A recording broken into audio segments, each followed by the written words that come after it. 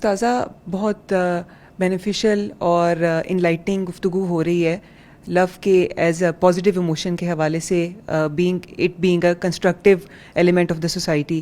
But کیا محبت کی کوئی ڈسٹرکٹیو ٹائپ بھی ہوتی ہے؟ یہ آپ نے ایک بہت ہی اچھا سوال کیا، اور بیسیکلی بہت سے معاشروں کی دکھتی رگ پر آپ نے ہاتھ رکھا.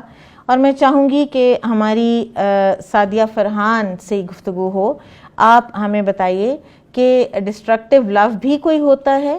ہم نے لو کے حوالے سے اتنی پازیٹیوٹی پڑھی ہے کہ شاید ہم تو اس بات کو سمجھ ہی نہیں پا رہے کہ کوئی ڈسٹرکٹیو لو بھی ہوتا ہے. جی بالکل ہے، اور اسے مرض عشق کہتے ہیں.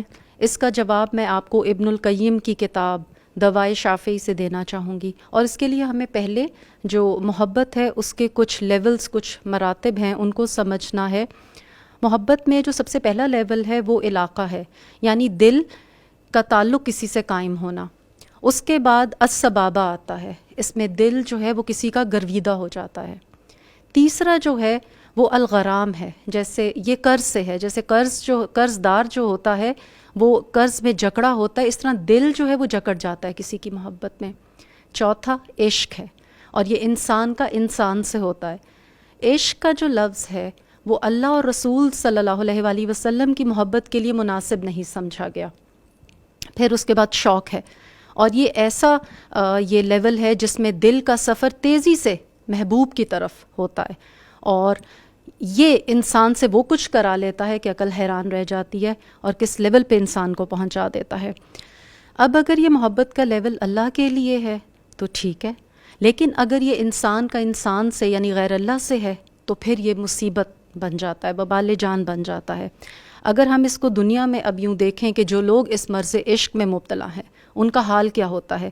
ہر وقت غم میں مبتلا، ہر وقت حواسوں کے اوپر محبوب چھایا ہے، یہاں تک کہ کام میں دل نہیں لگتا، نفسیاتی الجھنوں کا شکار ہیں، ماں باپ علیحدہ کوس رہے ہیں، خاندان رشتہ داروں کے آگے رسوائی ہو رہی ہے، حقوق و فرائض ہیں وہ ادا نہیں ہو رہے. تو یہ کس طرح کا مرض ہے؟ پھر یہ ہے کہ اگر شادی شدہ اس میں مبتلا ہو جائے تو اور مصیبت ہو جاتی ہے، خاندان، بچے، گھر بار سب تباہ. حواسوں پہ ایک ہی چیز، ایک ہی محبوب، ایک ہی مطلوب، اور ہوتا کیا ہے کہ انسان کہیں کا نہیں رہتا، نہ کھانا نہ پینا، صحت کا خیال نہیں، اور انسان جس کو اللہ نے اشرف المخلوقات بنایا ہے بیکار ہو کے رہ جاتا ہے. ایسا انسان کیا حقوق و فرائض ادا کرے گا؟ اس کی تو عقل ہی ختم ہو گئی، کیونکہ اس نے تو اپنی ہر چیز داؤ پہ لگا دی، پازیٹیوٹی اس کے اندر سے ختم ہو گئی. اور پھر یہ سمجھ ہمیں آنی چاہیے کہ کیا یہ قید نہیں ہے، کیا یہ عذاب نہیں ہے، کیا یہ بیماری نہیں ہے کہ انسان کہیں کا نہیں رہا. اور پھر اس کا اینڈ رزلٹ کیا ہوتا ہے؟ وہی انسان اپنے آپ کو نقصان دے رہا ہوتا ہے، سگریٹ سے جلاتا ہے، اپنے آپ کو آگ سے جلا لیتا ہے، خودکشی کرتا ہے. کئی بچیاں گھروں سے بھاگ جاتی ہیں، ماں باپ کی عزت داؤ پہ لگ جاتی ہے. کئی اولادیں ایسی ہیں جن کو ماں باپ نے بہت دعائیں کر کے اللہ سے حاصل کیا ہوتا ہے، ان کے پیچھے قربانی ہوتی ہے ان کی، ایک انسان کے لیے وہ فراموش کر دی جاتی ہے.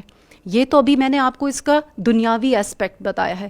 اب آ جائیں اس کا اخروی اسپیکٹ کے اوپر، کہ ایسا شخص جو ہے گھر والوں کو، ماں باپ کو، ان کے احسان تو بھلاتا ہے، دنیا تو خراب کرتا ہے، اللہ تعالیٰ کو ناراض کر دیتا ہے اور حدود الہیہ کو توڑتا ہے.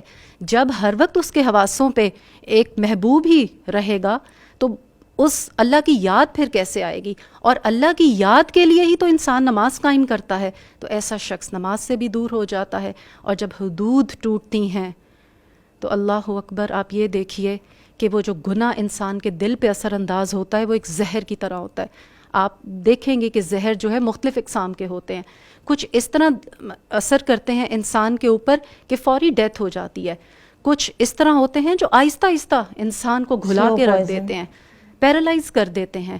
تو یہ گناہ اس طرح پھر دل پہ اثر انداز ہوتا ہے کہ انسان کہیں کا نہیں رہتا، نہ دعا نہ استغفار، اور اتنی مایوسیت، اتنی شدید نا امیدی کہ وہ اس کا ایمان جو ہے وہ شیکی ہو جاتا ہے.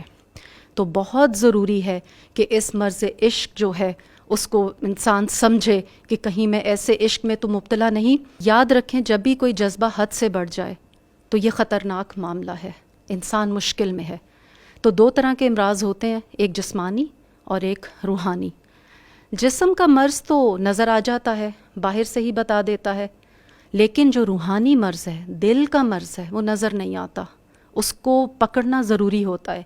جسم کا جو مرض ہے اس کے لیے آپ میڈیسن لیتے ہیں، آپ ڈاکٹر کے پاس جاتے ہیں، کچھ ایسے امراض ہوتے ہیں جس میں گہرائی میں جا کے کچھ آپریشن کر کے آپ ٹھیک ہو جاتے ہیں، لیکن جو روحانی مرض ہے اس کو اگر آپ نے ڈائگنوز نہیں کیا تو یہ تباہی کی طرف لے جاتا ہے، کیونکہ جب ایک باڈی کسی مرض میں مبتلا ہوتی ہے، لیٹ سے ہم کہتے ہیں کہ جیسے کسی کو خدا نخواستہ کینسر ہوا، کینسر سے اس کی جان چلی گئی، تو جب انسان قبر میں جاتا ہے تو کینسر ساتھ نہیں جاتا، لیکن جب انسان روحانی طور پہ بیمار ہوتا ہے، اس کے عقائد، اس کے اخلاق، اس کا جو سوچ ہے وہ ڈسٹرب ہوتی ہے، وہ شیکی ہوتی ہے اللہ کے بارے میں، دین کے بارے میں، تو یہ روحانی بیماری جو ہے یہ قبر میں ساتھ جاتی ہے، اور جب یہ ساتھ جاتی ہے تو اس وقت علاج اور اس کا ازالہ نہیں کیا جا سکتا۔